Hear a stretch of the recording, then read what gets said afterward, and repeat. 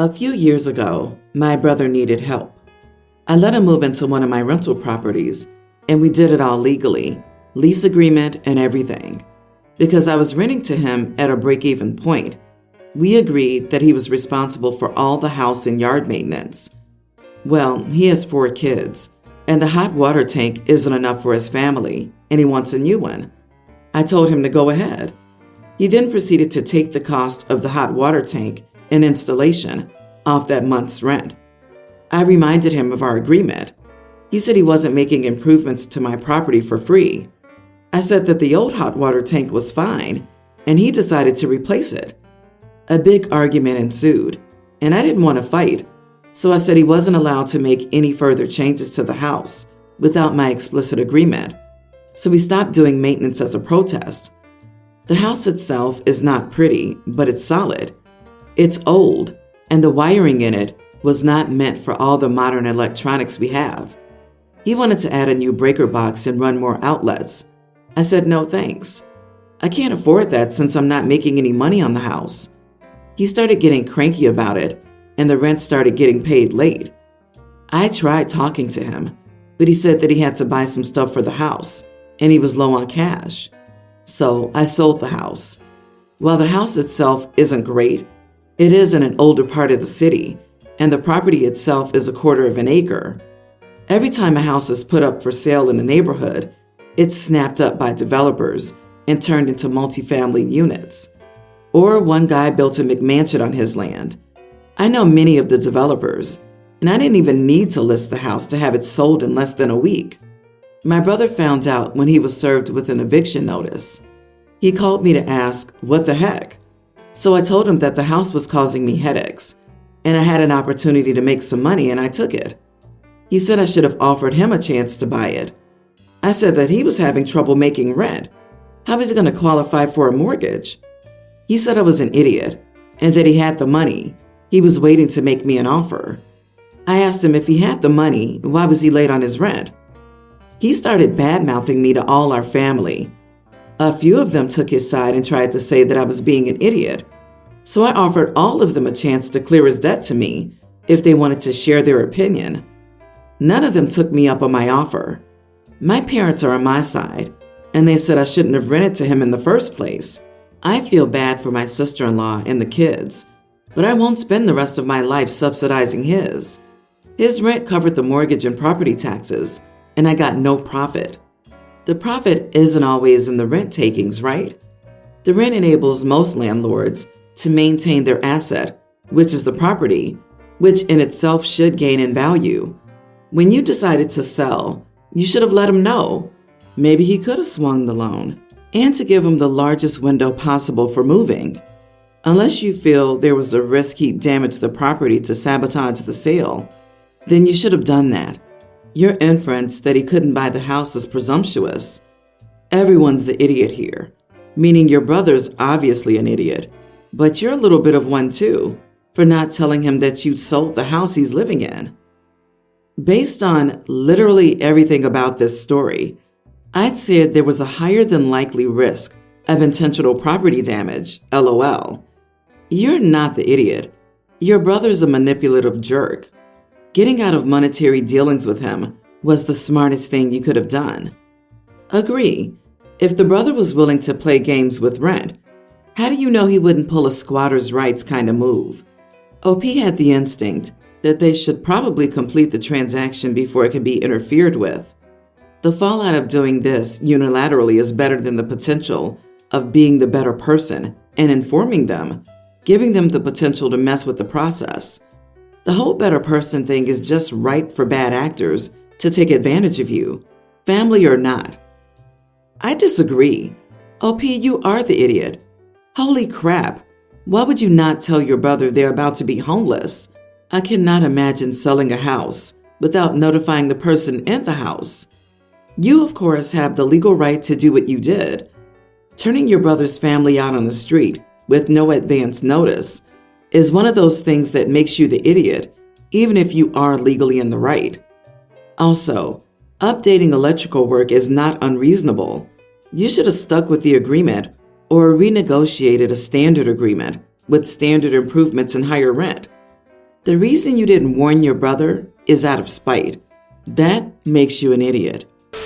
My sister-in-law, married to my brother, is a resident physician who works 60 to 80-hour weeks and frequently works one or both days of the weekend. Her residency is a 7-hour drive from where my husband, myself, and my baby girl, toddler, live. My brother and I were always very close growing up and even lived in the same apartment and later same city, so we were never more than 20 to 30 minutes away from each other. I got married and had my baby, and he moved 7 hours away to be with his fiancée, now wife, pretty soon after I had my baby. It was devastating for me, as I'd always pictured us being close and having him involved as an uncle.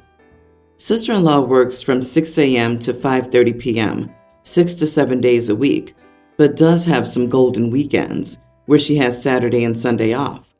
She usually has one per month, and then she has 3 weeks of vacation, never over Christmas or New Year's holidays. During the one weekend a month that she has completely off, she and my brother either stay at home because she needs to relax, or will drive the 2 hours to see her family. During the 3 weeks of vacation, which she can only take 1 week at a time, they went on a 1-week-long trip to Hawaii, a 1-week-long trip to Cancun with her family, and then 1 week where they just visited her family 2 hours away. They haven't made the trip to visit us more than 1 to 2 times a year, as they say the drive is too hard with the limited time off she has, and she's usually too tired to come anyways, but not too tired for Hawaii or Cancun. They always ask my parents and us to visit them during the holidays. She works so at least we can be together, and she'll join us every day after 5. But it's hard for us to travel with the toddler. My parents have to split time between visiting there and visiting us, and we need them for childcare.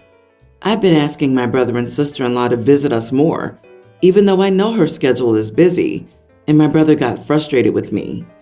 When I asked him to just visit alone, he said she needed him because the heavy workload has been really mentally straining on her, and quoted how resident physicians have a really high depression rate, and basically called me the idiot. I feel it's unfair that we have to visit them all the time, considering we have a toddler and also both work full-time, and feel they should balance better to visit us rather than just vacation. Am I the idiot for insisting? You are the idiot. You don't have to travel to them if it's too hard for you, but you come across as judgmental and lacking in compassion for how they spend their limited free time. Asking them to travel 7 hours each way for a visit on the rare Saturday, Sunday she has off is unreasonable. That would be 14 hours of driving for probably not even 24 hours together, including sleep hours. You say they do make the trip about twice a year, and that seems reasonable given these circumstances. You are the idiot and delusional. Going to Hawaii and staying at a hotel is a relaxing vacation. Going to stay with a family who has a child is not. Medical residency is grueling. She can't balance better.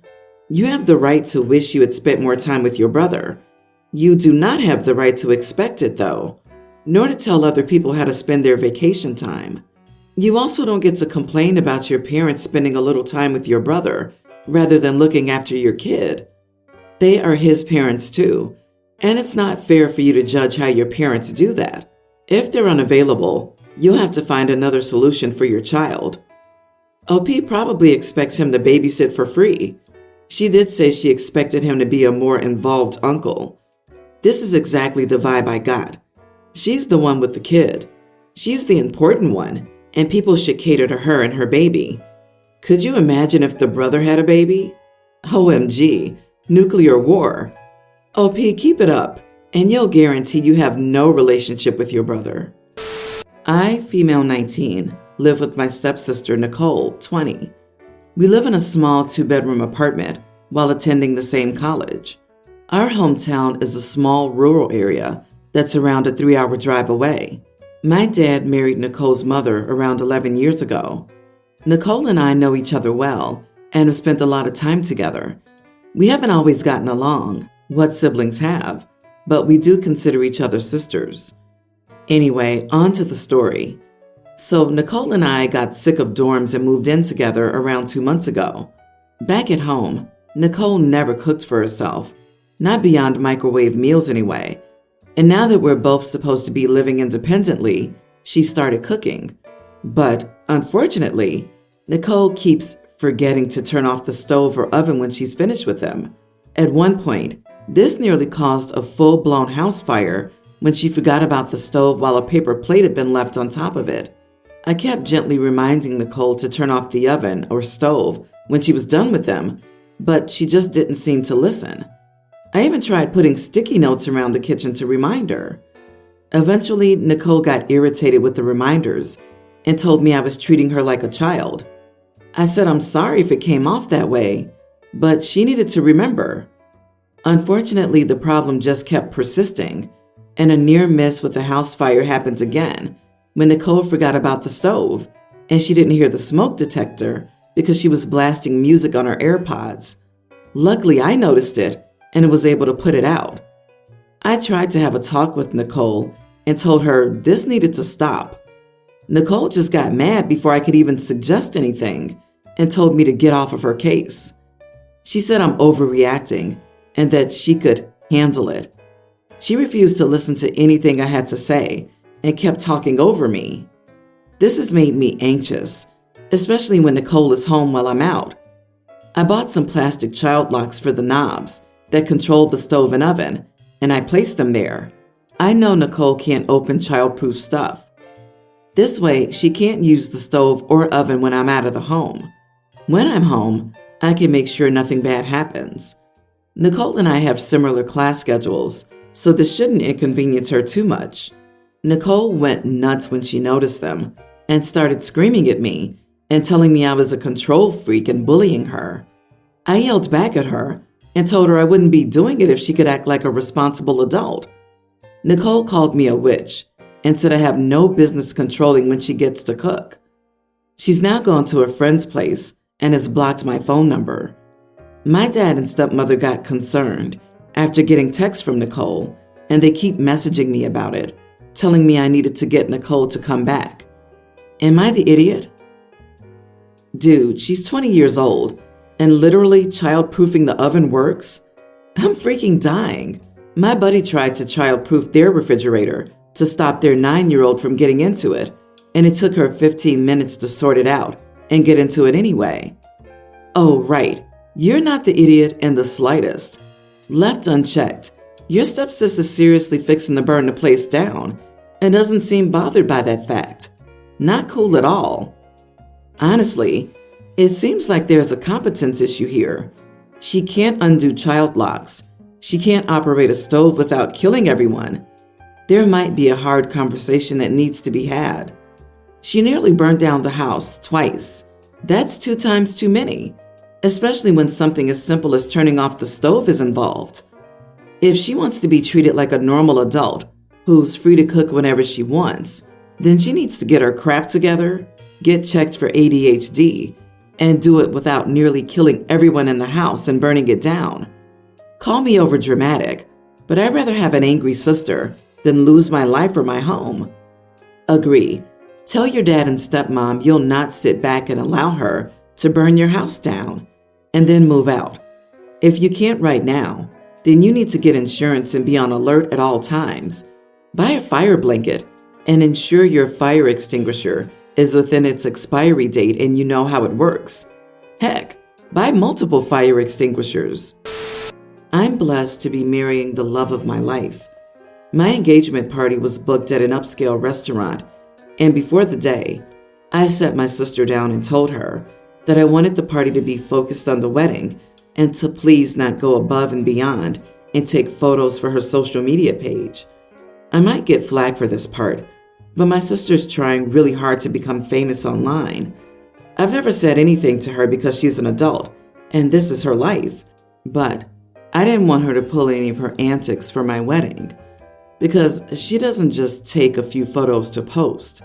She's the embarrassing, in my opinion, caricature of the perpetually online influencer. She'll order 2 dishes at a restaurant, one to take photos of because it's prettier, and the second to actually eat. She stopped traffic before to take outfit photos in the street. She's also staged fake things to post online. One time she started crying in a Starbucks and made up a fake story about how the barista bullied her. I want to make it clear that I didn't bar my sister from taking photos. I just didn't want her to do something that would embarrass me. Everything was okay until she stood on her chair to take a top-down photo of her meal. Everyone was staring and in shock, and a waiter had to come and ask her to sit down. She refused to and started to loudly argue with the waiter, saying that she was the bride's sister, and then started to sob loudly that she was getting bullied. I was mortified and immediately had the groomsmen escort her out of the room. She's since blasted me on social media, calling me an idiot for not handling the situation with more grace and empathy. She says I could have warned her instead of kicking her immediately out. I was kind of panicking, so I wonder if I could have handled it better. Not the idiot. The waiter asking her to sit down was her warning. Getting kicked out was a natural consequence. I'm not really sure why a grown woman needs a warning to please not stand on her chair. And plus, she caused a scene and argued like a spoiled baby when the waiter tried to ask her nicely to stop. I mean, if she had been standing on a chair to get the perfect pic of the happy couple for you, maybe I'd give her a pass. But fighting over a pic of her food and drawing attention away from the occasion, that's rude. Seriously, she got 2 warnings, one before the event from OP and one during the event from the waiter. She's proven that she doesn't respond to warnings, only to consequences, and that's what she got. She's an attention addict, and the sort that always makes herself out to be the victim when she knows she was the one who effed up. $20 says she'll find a way to pull this type of crap at OP's wedding if she attends. $40 bet she shows up in a white lace floor-length cocktail dress. Does anyone have some red wine handy? Personal opinion here, but I would suggest you distance yourself from your sister to save yourself from the secondhand embarrassment. She doesn't care about you. Your warnings mean nothing to her. She's a self-centered narcissist. I gave birth a couple of months ago, but everyone says I should be eating less because I'm not eating for 2 anymore. But I'm actually hungrier now than I was before. My sister-in-law said she was also really hungry after giving birth, but she says it's your body tricking you and you have to ignore it. She said to be careful because I'm much shorter than she is and will gain weight faster. She offered to bring me some food to help out. Yesterday, she brought over lunch for everyone, and it was a salad. I was hungry because I hadn't eaten since breakfast, so I added boiled eggs and some cheese. My sister-in-law said I turned her low-fat meal into a fatty one and defeated the point of her bringing food over for me. She pointed out that my husband, who's taller and more muscular than me, didn't add anything to his lunch. I said I was hungry, so I had to add things. She was upset and left. My husband thinks I should have just eaten the salad as it was and eaten a snack afterward, so as not to hurt her feelings. Maybe he's right and I was ungrateful, but I want to eat cheese all the time. I hate breastfeeding when I'm hungry. Am I the idiot? Not the idiot. Sounds like sister-in-law needs more fiber. You're breastfeeding, which takes a tremendous amount of calories. That's why you're hungry. Sister-in-law sounds overly involved, and I probably wouldn't accept any more food from her if she couldn't keep her mouth shut about what I wanted to eat. Yes, it's the control over her body that's disturbing. Sounds like the sister-in-law is one of those helper types who will want credit for saving her from herself. Why is sister-in-law worried about others' physical appearance and weight loss? Regaining your body's balance after childbirth has nothing to do with vanity. Only you know what you feel like, and it's nobody's business what you eat while nursing and bouncing back from birth. You need fat, protein, and calcium. If you don't take in enough calcium, your body will leach it from your bones to make milk. You need 500 to 1,000 extra calories a day to breastfeed. So listen to your body, girl, and eat that cheese. Next time the sister-in-law bugs you, tell her to mind her own business. The absolute audacity to comment on a fresh postpartum body is mind-blowing.